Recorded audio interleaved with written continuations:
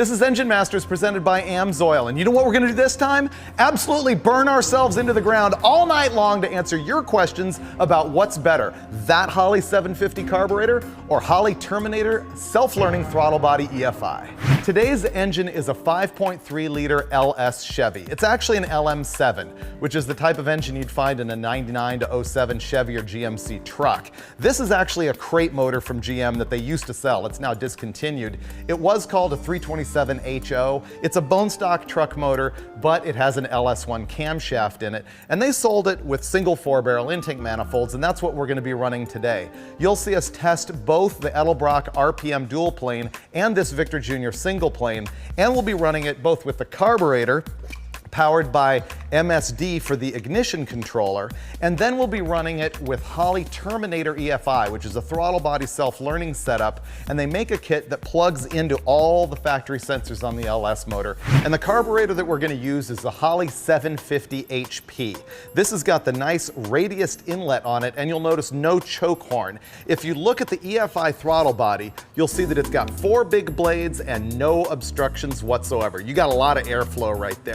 Now, we go back to the carburetor and you can see that you've got boosters in the barrels. Those are in the way of airflow. Now, the reason those are there is that the carburetor works by drawing gasoline through those boosters because of a pressure drop across the venturi, whereas the fuel injection squirts the fuel in under pressure.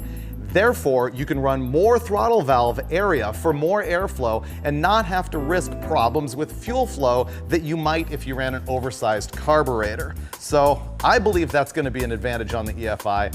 I think this is going to make a little bit more power than the carburetor, but we're going to find out right now.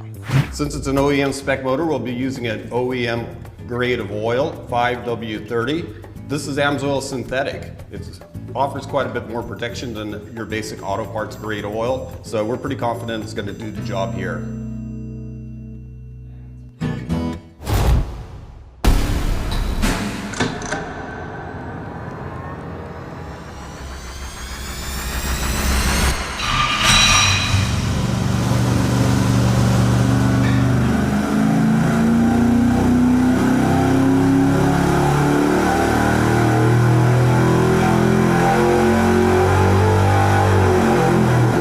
Okay, that's exactly what I expected it to do. That pull was almost 380 pound-feet and it was 350 horsepower. Yeah. 351.7, you know, from a bone stock 325 cubic inch motor with a lame LS1 cam in it. That's not bad. That's pretty good. Kind of makes a 365 horse 327 look a little silly. I know. It's for an average guy. Exactly. I will say that if you took that carburetor out of the box and put it on this motor, it's pretty well calibrated. Oh yeah. Yeah, it's safe, it drives. Absolutely. Now we get to the EFI part of the program, and I bet you all the hardcore EFI guys are groaning right now because this isn't real EFI. This is self-learning EFI. It's the Holley Terminator setup, and self-learning is a little bit of a misnomer. Actually, what these things do is they have tables built into them. You go into your handheld controller and tell them what your engine is. It starts with a base table and modifies it from there. This is a 4-barrel throttle body. It's got all of the sensors built in so that you don't have to worry about mounting a map sensor or a throttle position sensor or any of that. And it has 4 injectors built right into it, so there are no injectors in the manifold. This is the only self-learning EFI that I'm aware of that you can run completely in self-learning mode, or you can plug in a laptop and actually tweak it. People fear wiring and they don't want to deal with it. So we're going to show you everything that it takes to wire this thing, and you can decide for yourself whether it's a nightmare or not. But that's it. Okay, let's go throw this thing on that motor. So I was thinking about like guys who freak out at the fuel injection being $2,100. But if you're gonna go this way with a carburetor, like this manifold's $300, which you can use either way. This is $550, this is $500. So you've already spent more than $1,000. So then you've got $1,100 into the fuel injection. Although the other thing is that if you actually get a junkyard motor that already has all the injectors in it and the manifold and everything, Holley has a kit that's way cheaper that just plugs in that doesn't have the throttle body. So you think it's going to be an upgrade? I think it's going to make more power. Yeah, but the Holley was, it was gold, it was nice, it was good. Oh no. The gold is so happy and this is so mean. Now the wiring, which looks like that. Do you know what to do with it? Yeah, it's all labeled. You Really? can't go wrong. It's idiot proof. This tells you right here, odd ignition. Look at that, boom. This says coolant temperature sensor. Here's the cam sensor. But I'm presuming that we're gonna be wanting to plug into this somewhere, right? Yeah. That Oh, might there be you go. bulkhead. Yep. Dude, I'm schooling you on this stuff. I know. See, I told you you can do it. What's left? Plug in the computer and power it up.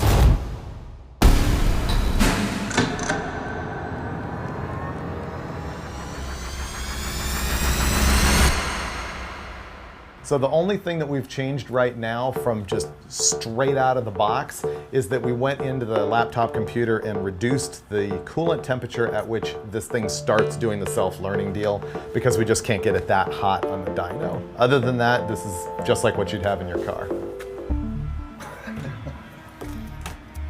We're gonna make Dulcich a believer right now. Wow. Pretty impressive, right? That's pretty good. Everyone at home is going, you guys faked that. You already had it running. No, I no. swear we didn't. That was first turn of the key, And so no, to speak. no pump shot or any of that stuff either. None. What pump shot? Yep. No pump shot, no choke. I think what we need to do now is just drive it around a little bit and let it learn some stuff.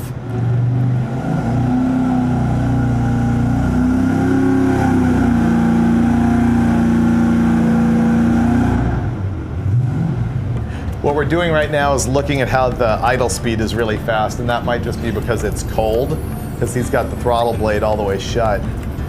And he can't tell the difference between an inlet air temperature sensor and the IAC right now. Dulcich. Neanderthal when it comes to EFI. The issue we're having right now is that it sounds like it has a little bit of a misfire.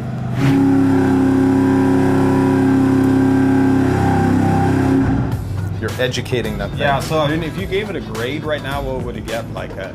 Can I say I stayed out too late and got drunk last night? Didn't get a chance to study? I'll always let someone say that.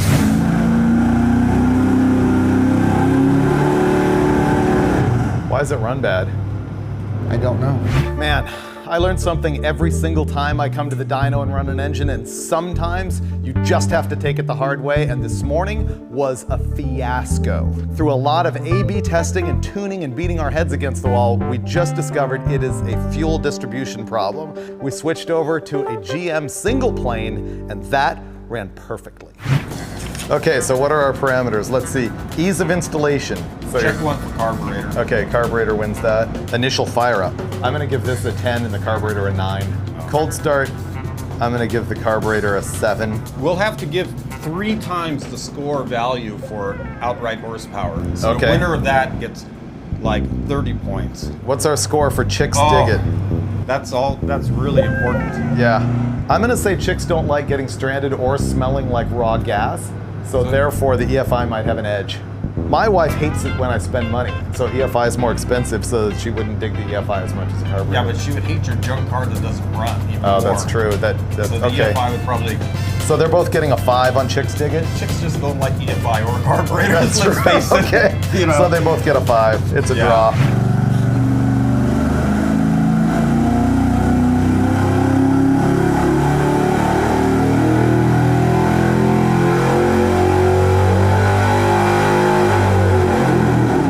That's not bad, 370. I thought Bam! I said, yeah. Watch. Look at that. 373 horsepower, 373 pound-feet of torque, and that is an exact layover of the curve that we did off screen. Yes. Exactly. This is getting kind of convoluted, so let me spell out what has happened and what we're going to do. First of all, go ahead and forget everything that we did with that first intake manifold. We had some sort of weird vortex of cam mismatch with the plenum and the fuel spray pattern that made it just not run right. We've seen that every once in a while with a carburetor, but in this case, the dual plane and the EFI just didn't add up. So you saw us put a single plane manifold on the 5.3, and all of a sudden the EFI was flawless, and in fact the self-learning made a little bit more power than a custom tune-up we made while we were troubleshooting. But we need to go back and put the carburetor on our new single plane intake manifold so that we have a scientific test, A/B, of the carbon EFI on the same intake. Okay, carburetor, win, lose, or fail. I'm out of here. I think what this is going to be all about is looking at the curve compared to the self-learning EFI and getting it close, and then looking at the power numbers from there.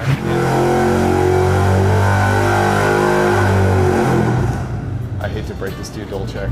Oh no, what? The carburetor's losing. I thought you would say that. Yeah. Yeah. It looks like I may be in trouble for sure. Here's what we have right now. No, we're not done Not done yet. No. This is what we have right now. Okay. We're not done yet. The EFI is the black line, and it is still winning.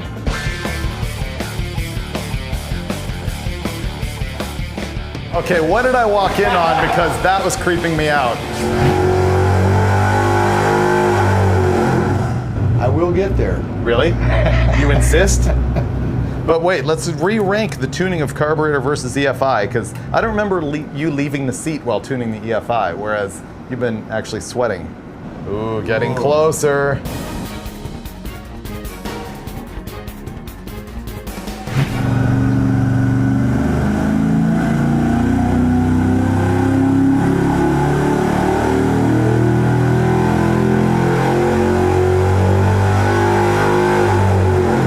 Well, It's just not there. oh, I can see the despair. God, I hate to even push the button. So what we're looking at here is the carburetor is the black line, which is really the same as the EFI all the way up to 4,100 RPM, and then mwah, mwah, mwah. Okay, so we're gonna add up the scores. Carburetor, ease of installation, 9. Initial fire up, 9. Tunability, 6. Troubleshooting, 9. Cold start, 7. Throttle response, 9. Chicks dig it, 5. Wide open throttle performance, 24. Sensitivity to intake manifold, 9. Mileage, 7. Price, 10. Appearance, 8. So it scores 112 for the carburetor. Ooh, that's pretty good. That's I know. over 100. That's So- pretty hard to do. It's true. So now EFI, ease of installation, 6. Initial fire up, 10. Tunability, 9. Troubleshooting, 5. Cold start, 10. Throttle response, 9. Chicks dig it, 5. Wide open throttle performance, 30. Sensitivity to intake manifold, 5. Mileage, 9. Price, 5. And appearance, 5. And 108 to 112. Carburetor barely edges it out. Carburetor. If Chicks just would have dug fuel injection a little more. A little bit more, it would have been over the edge. Yeah, it would have been a tie at least. Dude, it's been a long day, but what did you do to your head? I don't know. Tell me. Today is Back to the Future Day, and you've got the Doc Brown thing going on big time. Oh, not the Marty McFly. And we sort of went back to the future with the carburetor on LS motor. By the scientific, industry-accepted analysis that we went through, I guess this thing barely edged out the EFI in your world, right? Well, we were really thorough. Let's true. establish that right now. Yeah, we did explore absolutely every nook and cranny of the situation. Yeah, but really, when you come right down to it, I think your fuel injection did outdo the carburetor. It did. You know, I think the pros and cons are things that we went through. This is cheaper, easier to tune, probably doesn't drive quite as well, doesn't make quite as much horsepower. It's not as modern and swanky. Okay, I mean, we had a couple of horsepower loss with the carburetor.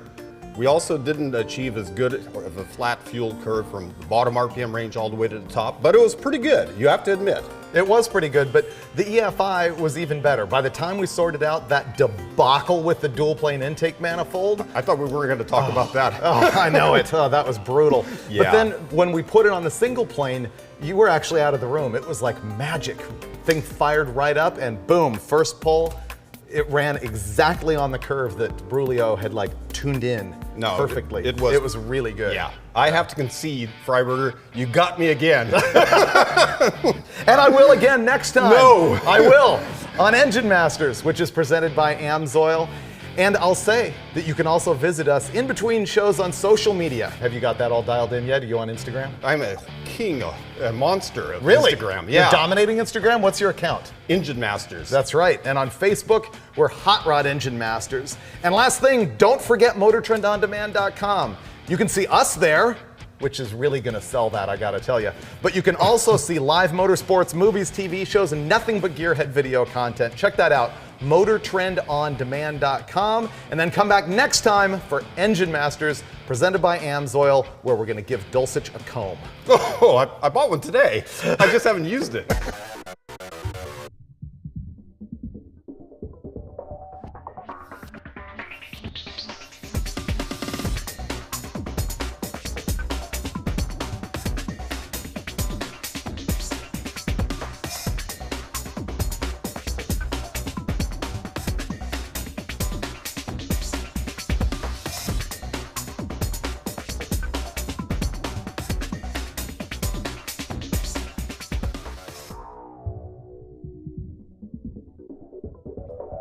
Where are you? Ah, there you are. This one's a lot more like a periscope. Sort of has a alignment crosshair in the middle of it. This one smells much better too. Plus, I think I look better in gold than black, don't you think?